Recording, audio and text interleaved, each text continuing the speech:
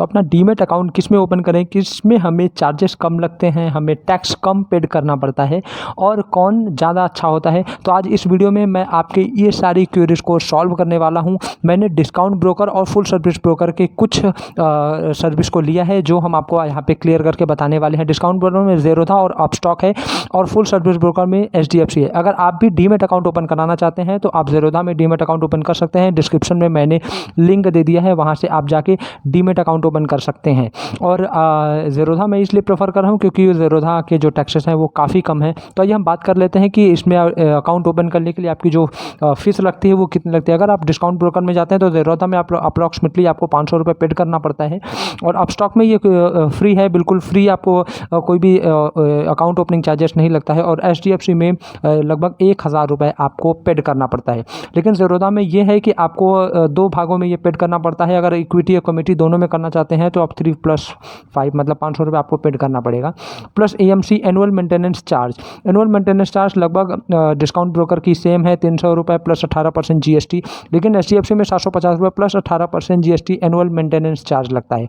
अब आइए ब्रोकरेज बात कर लेते हैं। ब्रोकरेज ऑन इंट्राडे, अगर आप इंट्राडे ट्रेडिंग करते हैं, इंट्राडे का मतलब सेम डे आपने खरीदा और उसी दिन आपने बेच दिया तो उसे इंट्राडे बोलते हैं। अगर आप उसमें ट्रेड करना चाहते हैं तो क्या लगता है। अगर ब्रोकरेज चार्ज इंट्राडे तो आप ज़ेरोधा और अपस्टॉक में बात कर लेते हैं तो 0.03% और 20 रुपये एज पर ट्रेडेड, मतलब अगर ये आपका ज़ेरोधा का हो गया 0.5% और 20 रुपये एज पर ट्रेडेड। HDFC 0.5%, मतलब आप कितना भी ज़्यादा ले लीजिए लेकिन आपको 20 रुपये से ज़्यादा डिस्काउंट ब्रोकर में आपको पेड नहीं करना पड़ेगा। लेकिन आपको HDFC में मतलब फुल सर्विस ब्रोकर में आप ये टैक्स बढ़ता जाएगा अगर आप लाखों की डिलीवरी उठा रहे हैं या बेच रहे हैं तो। अब उसके बाद एक्सचेंज ट्रांजेक्शन चार्ज जो है वो NSE BSE लेता है।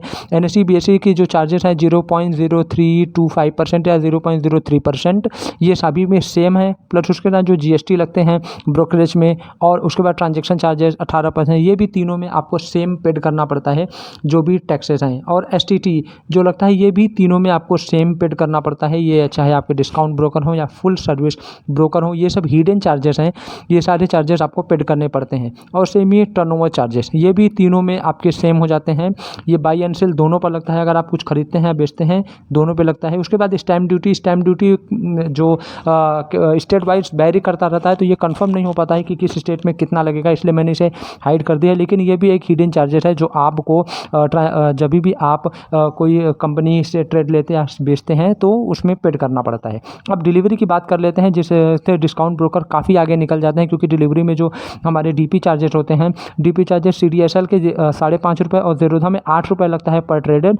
और हमारे अपस्टॉक में जो हो जाता है ये 13 रुपये और HDFC में ये 24 से 30 रुपये अप्रॉक्सीमेटली, मैं कंफर्म नहीं पता लगा पाया हूँ लेकिन 24 से 30 रुपये अप्रॉक्सीमेटली ये हो जाता है। CDSL जो चार्जेस है वो सेम होते हैं, लेकिन यहाँ पे अगर आप लाखों की डिलीवरी उठाते हैं तो आपको HDFC में काफ़ी ज़्यादा टैक्सेस आपको पेड करना पड़ेगा डिलीवरी के लिए।